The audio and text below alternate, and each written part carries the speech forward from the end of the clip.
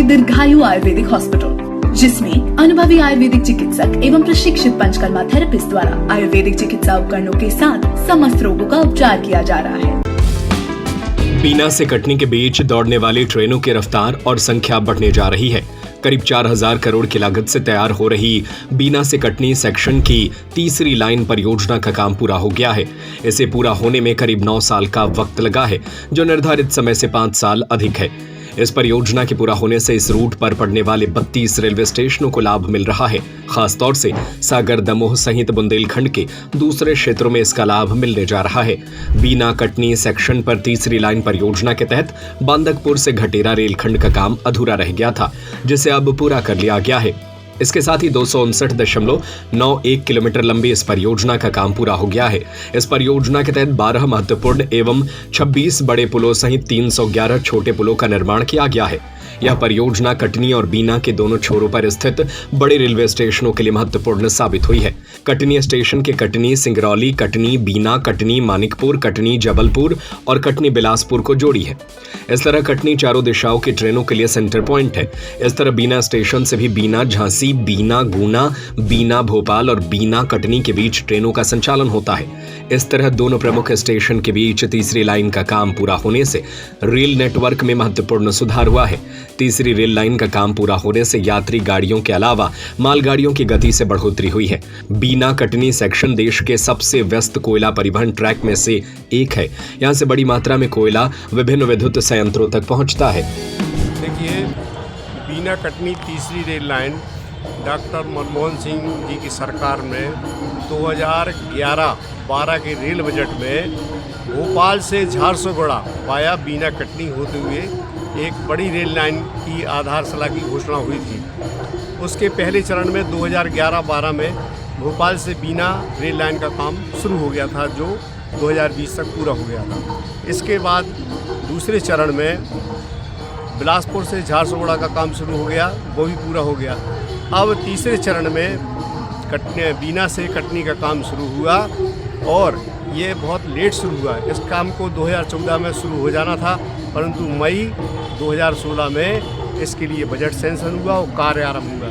चूँकि ये काम फरवरी 2021 में पूरा होना था और ये अब हो रहा है 2026 अप्रैल में पूरा। अतः 5 साल ये लेट हो गया, 2 साल सरकार ने लेट कर दिया। ये काम 7 साल डिले हो गया, यानी बुंदेलखंड के लिए 7 साल पीछे ढकेला गया है। दूसरी बात, इसकी आरंभिक लागत 2418 करोड़ रुपया, 260 किलोमीटर के लिए 2418 करोड़ रुपया रखे गए थे, परंतु डिले होने पर मध्य प्रदेश सरकार द्वारा अनुमतियां देर से देने पर और केंद्र सरकार द्वारा समय पर बजट न देने के कारण यह प्रोजेक्ट पूरा 4000 करोड़ रुपया का हो गया, अर्थात 1582 करोड़ रुपया इस परियोजना में ज़्यादा लगी। इतनी लागत से हमारे देश में 140 किलोमीटर लंबी एक रेल लाइन और बन सकती थी।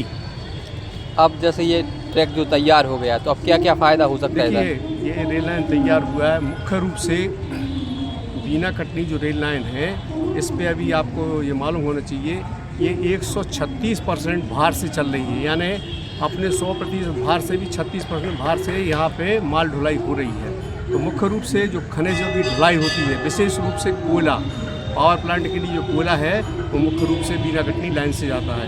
इसकी कोयले की ढुलाई में तीसरी रेल लाइन का बहुत सहयोग मिलेगा, परंतु हम चाहते हैं कि यात्री ट्रेनें भी बढ़ें, क्योंकि एक लंबे समय से बहुत सी ट्रेनें हैं, मतलब जनता की जो मांग है वो पूरी नहीं हो पा रही। जैसे पुणे के लिए ट्रेन चाहिए, दक्षिण भारत बेंगलुरु चेन्नई के लिए ट्रेन चाहिए है, वो भी नहीं मिल पा रही। ऊपर उत्तर भारत, जो हमारा बुंदेलखंड उत्तर भारत में है, उससे जुड़ने के लिए भी ट्रेन चाहिए है। पाथ खाली ना हो पाने के कारण हमें ट्रेनें नहीं मिल रही हैं। तीसरी रेल लाइन बन गई है, अब पाथ खाली मिलेगा, ट्रेनें बढ़ना चाहिए।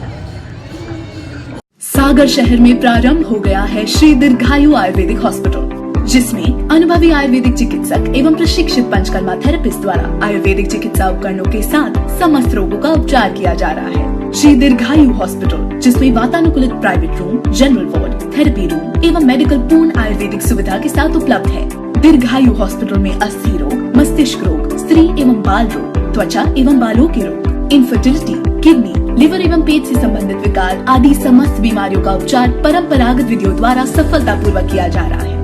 श्री दीर्घायु आयुर्वेदिक सुपर स्पेशलिटी हॉस्पिटल एवं panchakarma centre, hotel Paradise road, Panchvati lounge के पीछे, मकरोनिया सागर, मध्य प्रदेश।